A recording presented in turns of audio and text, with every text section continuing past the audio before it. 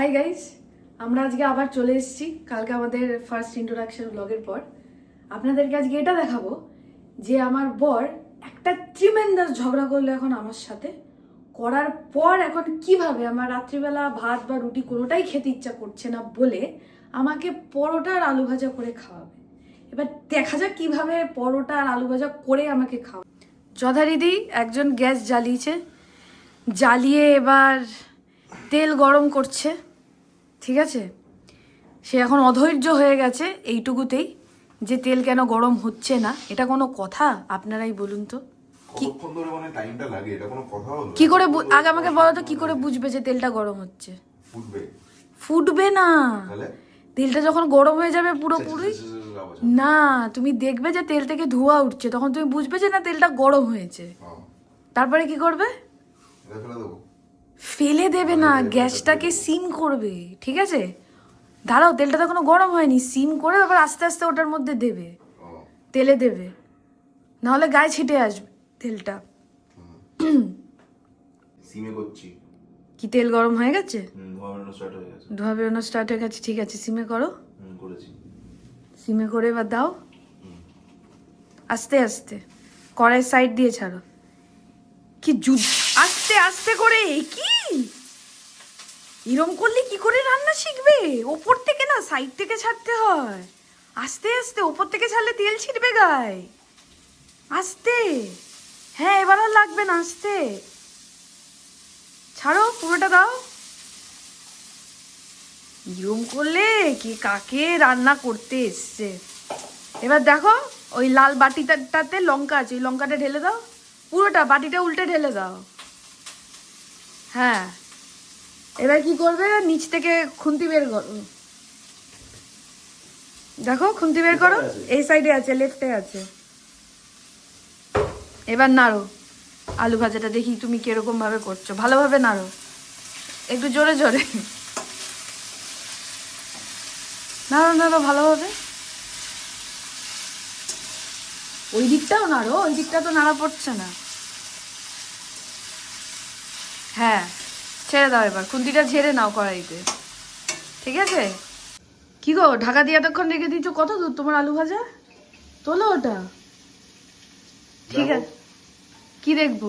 এখানে এসে দেখে যাবো এখন কি আর কিছু দিতে হবে? হ্যাঁ অবশ্যই দিতে হবে, নুন হলুদ দাও একটু, দাও দাও দাও, নুন দাও। আগে নুন দেবো?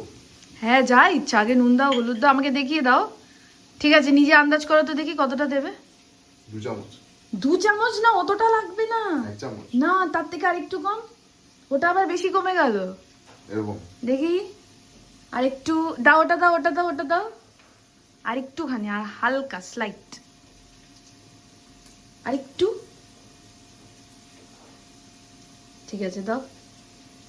হ্যাঁ এবারে হলুদ দাও। বাবা অত ঘোরালে তো কড়াইয়ের বাইরে চলে যাবে গো। হলুদ দাও, হলুদ দাও। কত চামচ এটা? হ্যাঁ 2 চামচ? 2 চামচ না, অল্প, অতটা না, হাফ হাফ, এতটাও না, একটু কম, আর একটু কম দাও।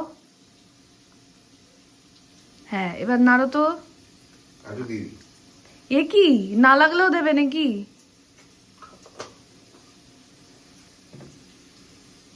দেখি এবার খুন্তি দিয়ে ভালো করে নাড়ো, নুন আর হলুদটাকে মেশাও।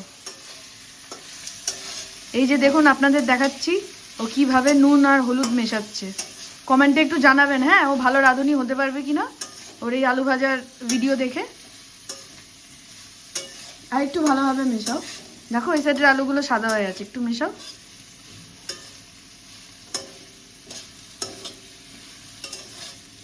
বাহ, হ্যাঁ এরকম করে কিছুক্ষণ করো। আর এইখানে দেখে নিন, এই যে এখানেও আমার জন্য পরোটা বেলে রেখেছে। পরোটাগুলো দেখুন না কি সুন্দর পূর্ণিমার চাঁদের মতন গোল হয়েছে।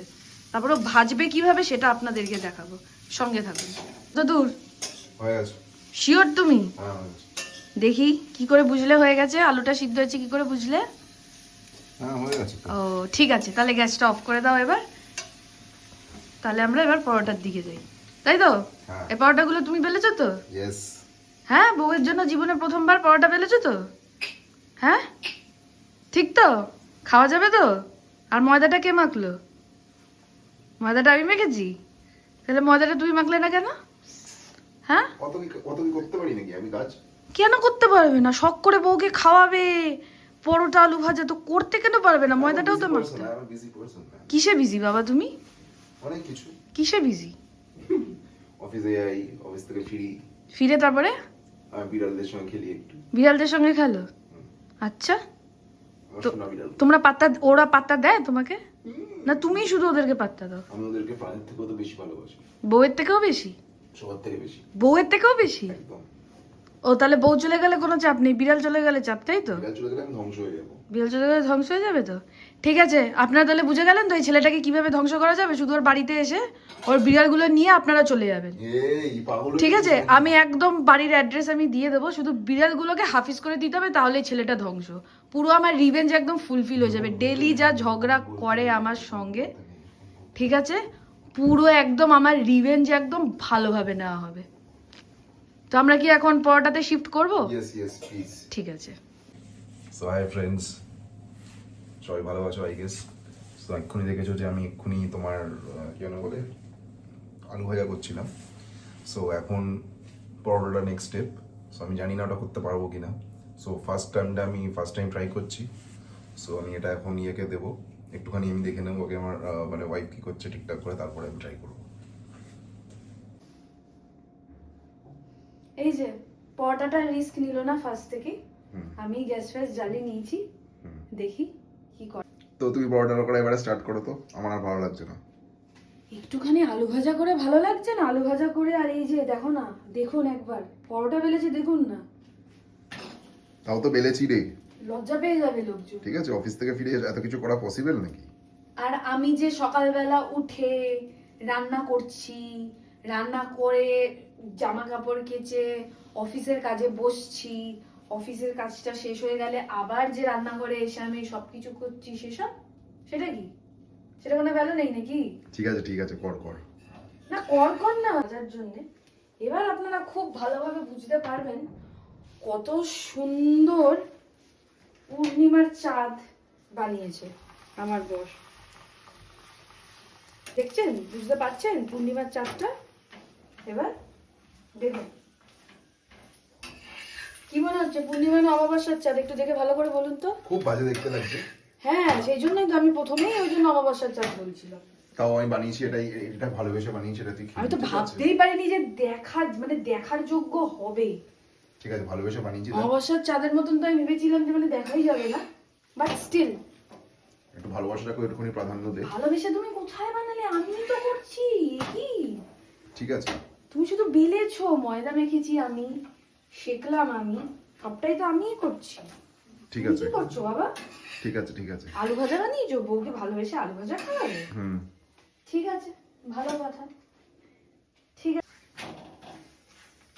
আছে, এই যে আমাদের লাস্ট পরোটা। একটু সাইজটা ছোট করেছো দেখছি, কেন করেছো জানি না। বাকি দুটো যাই হোক, গোল না হোক, একরকম সাইজ, এটার আবার আলাদা রকম সাইজ। এটা কি রিজন জানি না, যা তুমি জানো। ঠিক আছে তাড়াতাড়ি করো তো, খিদে পেয়েছে এবারে। তো তোমার কি মনে হচ্ছে আমাদের ব্লগ চলবে? লোকে দেখবে? জানি না, আমার তো মনে হচ্ছে না দেখবে। কেন দেখবে না? তোর কারণ তোমার হচ্ছে বাজে বকবকের জন্য, তাই তো? কারণ তুমি নিজে কনফিডেন্ট যে তুমি এত বাজে বকো লোকজন দেখবে না। হ্যাঁ ঠিক আছে ঠিক আছে তো? যাই হোক গাইস, এই আমাদের লাস্ট পরোটা কমপ্লিট, ঠিক আছে? তো এবার দেখা যাক খেয়ে কিরকম আলু ভাজা করেছে, কি করেছে না করেছে। ঠিক আছে ভালোই হবে, চিন্তা করিস না। এটা সম্মান দিয়ে কথা বলো না, তুমি বলো, কি বলবো? ঠিক আছে ভালোই হবে গো, তোমাকে খাওয়াবো আমি খুব ভালো করে। ঠিক আছে, দেখি সো এবার কি আমার আলু ভাজা কিরকম কি খেতে হবে। সো হাই গাইস, ফাইনালি আমি এই দেখো, তুমি জামার হাতাটা গোটাও, নাহলে এত আলু ভাজাতে লেগে যাবে, তেল লেগে যাবে তো। পরোটার আলু ভাজা is completely ready right now. So আমি এখন খাওয়াবো, দেখা যাক আমার বানানো আলু ভাজাটা কিরকম হয়।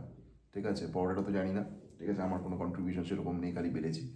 বাকিটা মানে আলু ভাজাটাই একমাত্র আমার একটুখানি কন্ট্রিবিউশন আছে। সো এটাই মেন, দেখবো কিরকম হয়েছে। ঠিক আছে, কথা কম বলে খাওয়া হবে। খাওয়ার মতন হয়েছে? নুনটা আমি বলে দিয়েছি বলে নুনের আন্দাজটা ঠিক আছে। বাকি ভালো হয়েছে কিন্তু খেতে, নুনটাও ভালো হয়েছে। আমিও খেয়ে দেখি একটু। খেয়ে দেখো একটু নিজের রান্না কেমন হলো খেতে। রান্না কি একটা ভাজা আর কি, জাস্ট এখানে রাখো। ঠিক আছে, তো আজকের মতন এখানেই শেষ হলো আমাদের সারাদিনের কাণ্ডকলাপ। ঠিক আছে, আবার পরের ব্লগে আপনাদের সাথে দেখা হবে। Tata. So by friends. So এখন আমরা সব, তোমরাও ঘুমিয়ে পড়ো, রাত্রি হয়ে গেছে, আমিও ঘুমিয়ে পড়ছি। ঠিক আছে, ঠান্ডা হয়ে যাচ্ছে আলু ভাজাটা। হ্যাঁ ঠান্ডা হয়ে যাচ্ছে, একই যা ওয়েদার, চিল্ড ওয়েদার ওয়েস্ট বেঙ্গলে অনেক দিন আবার পরে। ঠান্ডা পড়েছে। চলো bye, good night, thank you.